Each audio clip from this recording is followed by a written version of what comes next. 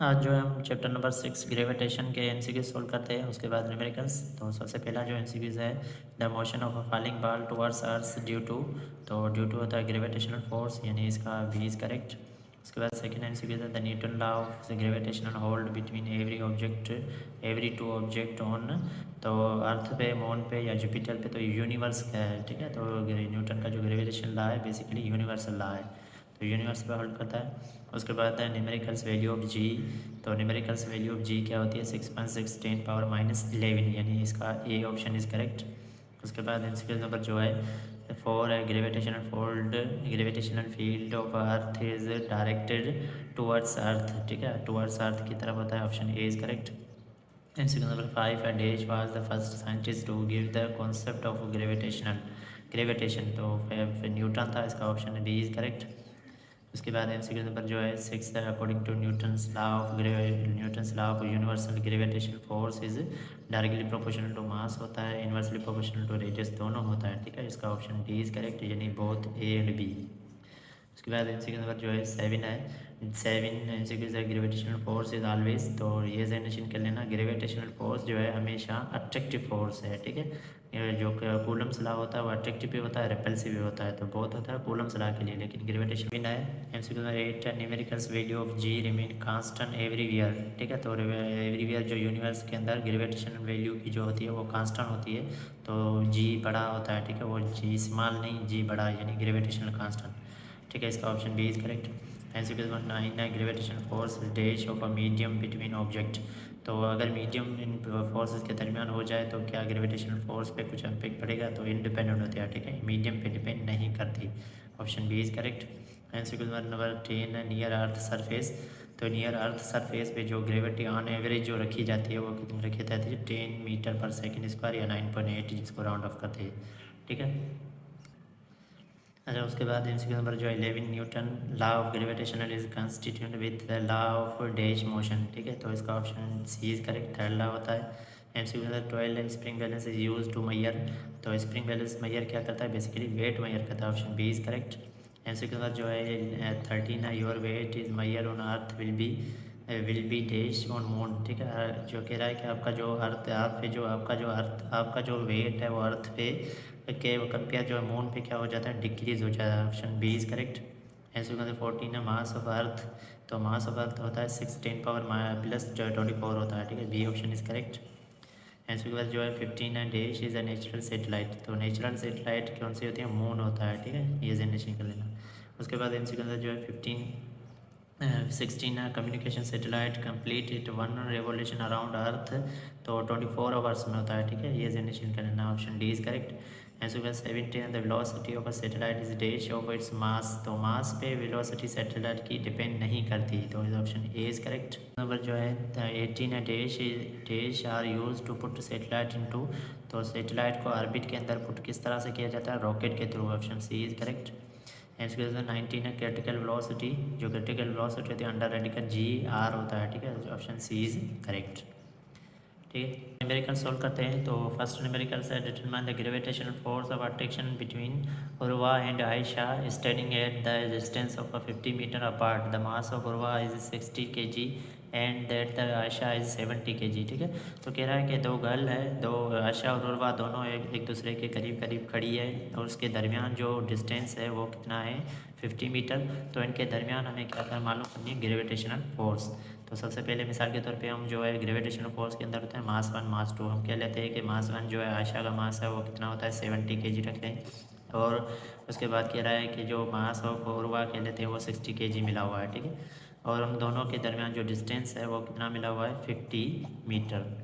तो हमें मालूम करना है क्या करना है, ग्रेविटेशनल फोर्स। तो ग्रेविटेशनल कांस्टेंट की वैल्यू कांस्टेंट है, तो वो होती है 6.6 10 पावर -11, ठीक है। उसके बाद जो हमें मालूम क्या करनी है, यहाँ पे मालूम करनी है ग्रेविटेशन फोर्स।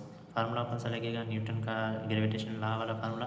तो फार्मूला क्या है कि F is equal to G m1 m2 upon r square, ठीक है। इसी फार्मूले के अंदर वैल्यू को पुट करके हम सॉल्व करते हैं। तो यहाँ पे जेनरेशन करना है जो 6.67 10⁻11 है। तो हम क्या कर रहे हैं इसको इस न्यूमेरिकल्स को विदाउट कैलकुलेटर के सॉल्व करने की कोशिश करेंगे, आपको सिखाऊंगा, ठीक है। तो हम क्या कर रहे हैं कि पॉइंट के बाद जो नंबर होता है उसको फ़िलहाल इग्नोर कर देते हैं, लेकिन फिर भी आंसर जो होगा वही अप्रोक्सीमेट वही सेम ही आता है। लेकिन ये होता है कि आप साइंटिफिक कैलकुलेटर के बगैर भी सॉल्व कर सकते हो। तो यहाँ पे मैं अप्रोक्सीमेट जो जी की वैल्यू रख रहा हूँ वो रख रहा हूँ 6 10⁻11। सेम का सेम है, सिर्फ पॉइंट के बाद जो नंबर होता है उसको राउंड ऑफ कर देता हूँ ताकि हमारी कैलकुलेशन ईजी रह सके और कैलकुलेटर के बगैर भी सॉल्व कर सके। तो इसी फार्मूले के अंदर वैल्यू पुट करता हूँ। ग्रेविटेशनल कांस्टेंट की वैल्यू कितनी है 6 10⁻11 और आशा का मास कितना है 70 kg multiply by 60 kg divided by क्या है 50 का स्क्वायर। अच्छा 50 का स्क्वायर क्या होता है कि आप 5 का स्क्वायर निकाल ले, 5 का स्क्वायर होता है 25, 5 का होता है 25 और 2 0 का स्क्वायर होता है 00, ठीक है। तो 00 आ जाता है। तो इनको पहले सोल्व कर लेते हैं। पहले 6 6 36। ये पहले क्या करते हैं पावर वाला जो साइंटिफिक, पहले साइंटिफिक नोटेशन को एक तरफ लिख लेते हैं और इनको आपस में लिख लेते हैं, ठीक है। तो इसे स्टेप में अंदर क्या करते हैं कि 6 multiply by 7 multiply by 6 multiply by 10⁻11 एक तरफ। 50 का स्क्वायर क्या निकलेगा 5 का स्क्वायर निकलता है 25 और 0 तो उसके साथ 2 से दे देते, ठीक है। तो ये दे दिया। उसके बाद क्या करते हैं इन सबको आपस में मल्टीप्लाई कर लेते हैं। यानी आप क्या कर ले 6 मल्टीप्लाई 7, तो 6 6 36 को 7 से मल्टीप्लाई कर लेते हैं। तो 7 से मल्टीप्लाई करेंगे 7 6 36 42, 4 ऊपर चला गया 21 प्लस 5 25, तो ये 250 हो गया। 250 और 2 0 थे इसके साथ भी 2 0 था, इसके साथ भी 2 0 था, तो यहाँ पे 2 0 दे देंगे। तो यहाँ पे लिख लेते हैं यानी 25200 डिवाइडेड बाय क्या होता है 25 00 10⁻11। 2 0 यहाँ से कैंसिल, 2 0 यहाँ से कैंसिल। अब इनको आपस में डिवाइड कर लेते हैं। तो डिवाइड करेंगे हम, नीचे क्या बचा इनको आपस में डिवाइड कर लेते हैं। तो ऊपर बचा जो वो बचा 25, नीचे बचा 25, ऊपर बचा 250 और इस पर डिवाइड कर लेते हैं। तो पहले 25 पे टेबल 25 पे 1 टाइम लगा, यहाँ पे 25 इनमें से माइनस कर लेंगे। तो 25 इनमें से माइनस करेंगे, पहले टाइम 2 बार डिजिट ले रहे हैं तो यहाँ पे 0 लेंगे और यहाँ पे 0 हो गया, ठीक है। ये 2 नीचे उतर गया, यहाँ पे पॉइंट देंगे।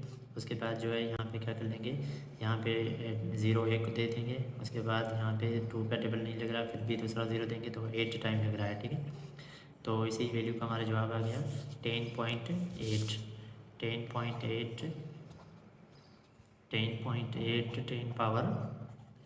10⁻11। अच्छा इसी को साइंटिफिक नोटेशन में हम कन्वर्ट करें तो 0 इस तरफ चला जाएगा, पॉइंट इस तरफ रिमूव करेंगे तो 10 पावर प्लस का बना जाता है।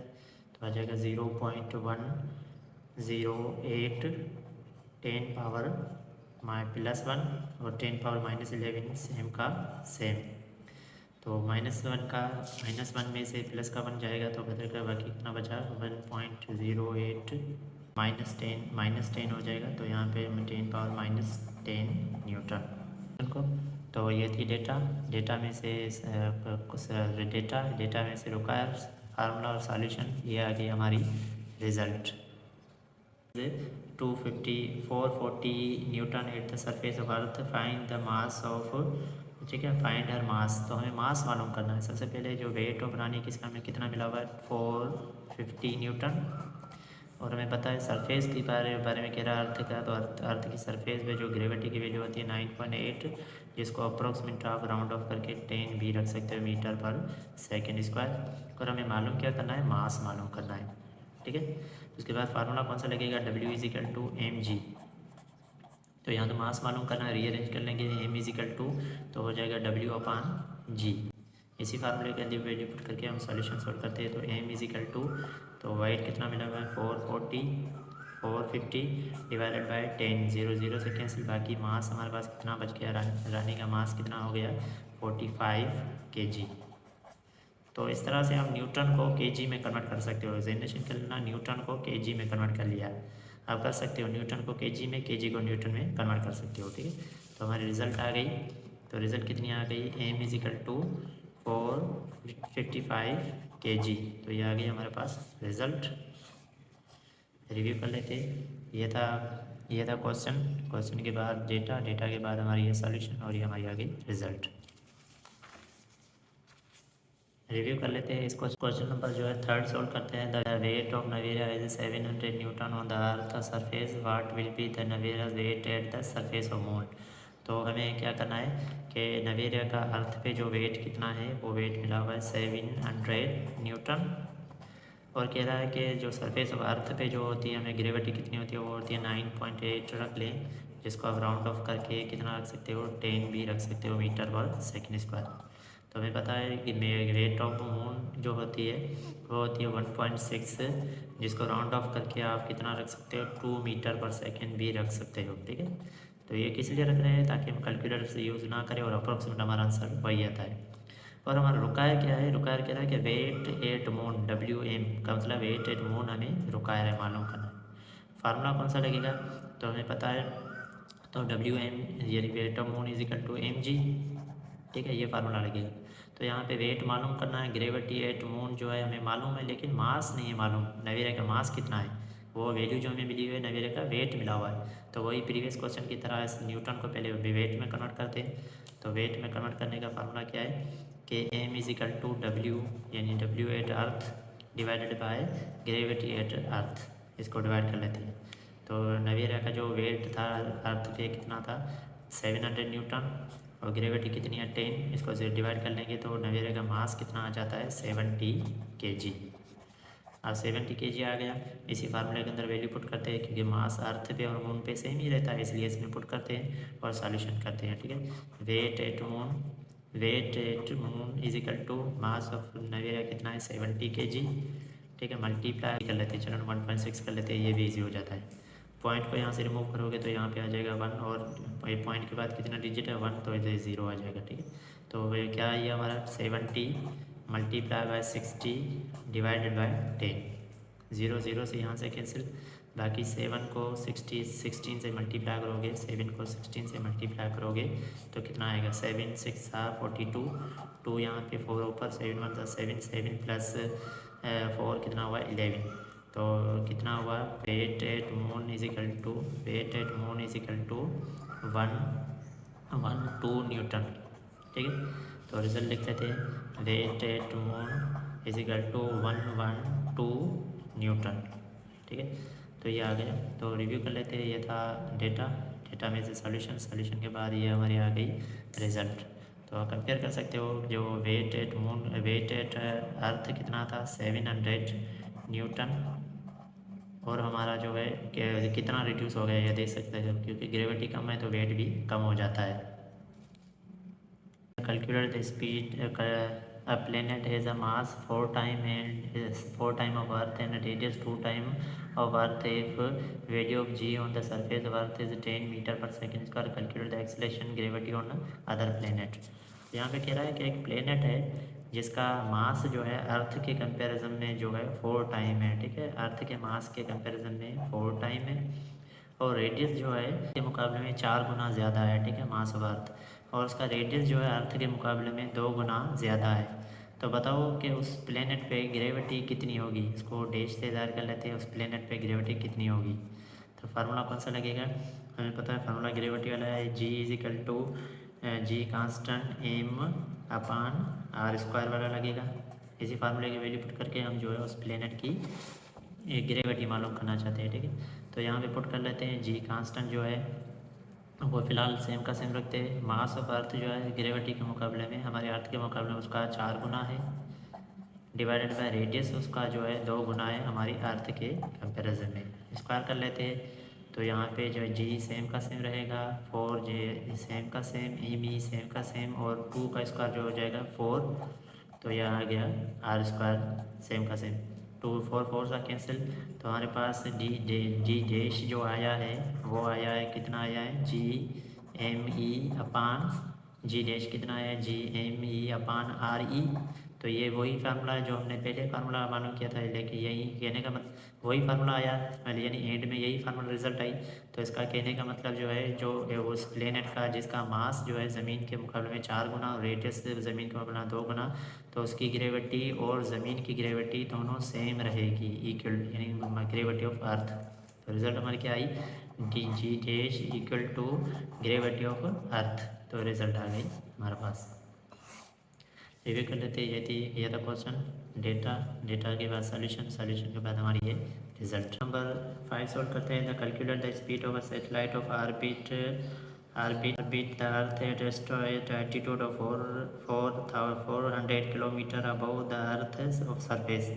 तो यहाँ पे कह रहा है कि स्पीड हमें जो है वेलोसिटी या स्पीड हमें कैलकुलेट करनी है। हाइट हमें कितनी मिली हुई है, 400 किलोमीटर को कन्वर्ट करते हैं मीटर के अंदर, तो कितना आ जाएगा 4000, ठीक है। और मास ऑफ अर्थ हमें अंडरस्टूड है कितना होता है, वो होता है 6×10⁴ kg। रेडियस ऑफ अर्थ कितना है, 6×10⁶ मीटर। और ग्रेविटेशनल कांस्टेंट कितना है, 6×10⁻11, ठीक है। Newton metre square upon kg square, metre square upon kg square. तो यहाँ पे मालूम क्या करना है, मालूम करनी है वेलोसिटी या स्पीड, वो मालूम करनी है। फार्मूला कौन सा लगेगा, जो फार्मूला लगेगा हमारे पास +h। तो इसी फार्मूले के अंदर हमने वैल्यू पुट की, और वैल्यू पुट करने के बाद जो है साइंटिफिक कैलकुलेटर से सोल्व करोगे तो हमारी वेलोसिटी जवाब आ जाएगा 5.9×10⁷ metre per second square. Result लिख लेते हैं, तो हमारे पास ये आ गई रिजल्ट। जो है एक क्वेश्चन करते हैं, strength of gravity of a moon is 1.6 kg meter per second square if student mass is 80 kg on earth it be on the moon. तो ग्रेविटी ऑफ मून और हमें अर्थ पे मालूम करनी है, वेट और मून पे मालूम करना है। तो सबसे पहले जो है हम डेटा लिखते हैं। डेटा के अंदर जो हमें मिली हुई है, ग्रेविटी एट मून 1.6 मिली हुई है, और मास ऑफ एस्ट्रोनॉट का मिला हुआ है 80 kg, और हमें रिक्वायर जो है वेट एट मून हमें रिक्वायर है, ठीक है। और उसके बाद फार्मूला कौन सा लगेगा, W=mg। तो इसी फार्मूले में वैल्यू पुट करके हम वेट मालूम करते हैं। तो मास ऑफ अर्थ कितना है, मास ऑफ एस्ट्रोनॉट कितना है 80 × 1.6 ग्रेविटी ऑफ मून। तो इनको पॉइंट यहाँ से रिमूव करेंगे, आ जाएगा 1, और 1 पॉइंट के बाद कितने डिजिट है, 1 डिजिट है, तो 0 आ गया, 0 0 से कैंसिल। 16 को मल्टीप्लाई करते हैं 8 से, तो मल्टीप्लाई कर लेते हैं 8 6 8, 4 ऊपर चले गए, 8 1 8, 8 + 4 12। तो वेट ऑफ इट मून कितना हो गया, वैसे एस्ट्रोनॉट का 128 न्यूटन। तो रिजल्ट लिख लेते कितना आया, weight at moon is equal to कितना आया, 128 न्यूटन। तो ये आ गया हमारे पास रिजल्ट कि what will be the value of acceleration due to gravity on the surface of earth if its radius reduce to half. कह रहा है कि अर्थ का रेडियस जो है वो हाफ हो जाता है पहले के मुकाबले में। तो बताओ कि ग्रेविटी की वैल्यू, जी की वैल्यू कितनी होगी, इंक्रीज़ होगी या डिक्रीज़ होगी। तो हमारे पास सबसे पहले जो रुका रही है, फार्मूला कौन सा लगेगा, ग्रेविटी वाला, यानी G=m/r² वाला ये फार्मूला लगेगा, ठीक है। तो इसी फार्मूले के अंदर हमारे पास जो है जी जो है ग्रेविटेशनल कांस्टेंट जो है वो कांस्टेंट है 6×10⁻11। और उसके बाद जो है मास ऑफ अर्थ जो है हमारे पास कांस्टेंट है वो कितना है 6×10⁶ kg। Mass of earth 6×10⁴ kg, ठीक है। तो इसी फार्मूले के अंदर वैल्यू पुट करते हैं। पहले सबसे पहले जो है कैलकुलेशन करना है कि रेडियस जो है हाफ हो जाता है, ठीक है। तो रेडियस हाफ हो जाता है, तो इसी फार्मूले पुट करते हैं। तो हमारे पास G= ग्रेविटेशनल कांस्टेंट कितना है 6×10⁻11 multiply by mass of earth कितना है 6×10⁴ kg डिवाइडेड बाय क्या कहते हैं, रेडियस ऑफ अर्थ कितना है 6×10⁶, उसका हाफ हो जाता है, ठीक है। उसको हाफ कर लेते हैं, उसका स्क्वायर, इसको स्क्वायर कर लेते हैं। तो हमारे पास जो स्क्वायर आता है, तो इसको सोल्व करते हैं, 6 6 36, और -11 में से 24 गए, बाकी कितने बचे, प्लस के 13, नीचे कितना आ जाएगा 6 का स्क्वायर 36। पावर के ऊपर पावर जो होता है वो होता है मल्टीप्लाई, तो 6 2 12 हो जाता है, 10⁻12, और 2 का स्क्वायर कितना होगा 4। तो ये डबल डिवाइड कर रहा है, ऊपर चला जाएगा, इससे मल्टीप्लाई होगा 16 36 से कैंसिल हो जाएगा, तो ये 4 ऊपर चला गया, ये डिवाइड था ऊपर चला गया, तो ऊपर 10 पावर माइन प्लस 13 सेम का सेम डिवाइडेड बाय नीचे क्या बचा, नीचे बचा 1 10 पावर 12। तो इनको सोल्व कर लेते हैं। 4 10 पावर 13 डिवाइडेड बाय 1 10 पावर 12। ये ऊपर चले जाएंगे तो माइनस के हो जाएंगे।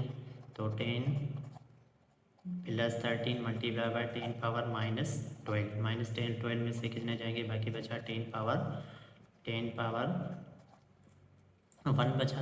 तो इनको मल्टीप्लाई करेंगे तो जवाब आ जाएगा 40। तो हमारे पास ग्रेविटी की वैल्यू कितनी आएगी, 40 मीटर पर सेकेंड स्क्वायर। तो रिजल्ट आ गई हमारे पास। तो रिजल्ट कितनी आ गई, वो आ गई ग्रेविटी जो इंक्रीज होकर डैश होकर कितनी हो गई, 40 मीटर पर सेकेंड स्क्वायर। ठीक है, तो ये आ गई हमारे पास रिजल्ट। तो अभी ये सिंपल रिव्यू कर लेते हैं कि अगर रेडियस का जो पहले जो ग्रेविटी होती है अर्थ की, वो कितनी होती है। अर्थ की जो पहले जो अर्थ की ग्रेविटी होती है वो हमें पता है 10 metre per second square around करके रखती है। ठीक है, लेकिन अगर कह रहे हैं कि रेडियस, सिर्फ रेडियस जो है 2 टाइम रिड्यूस होकर हाफ हो जाता है, तो ग्रेविटी कितनी होगी। तो हमने सॉल्यूशन किया है, ये रिजल्ट, ये सॉल्यूशन के बाद हमारा रिजल्ट, तो ये इंक्रीज़ होकर कितनी हो गई, पहले के मुकाबले 3 गुना ज़्यादा हो गई। ठीक है।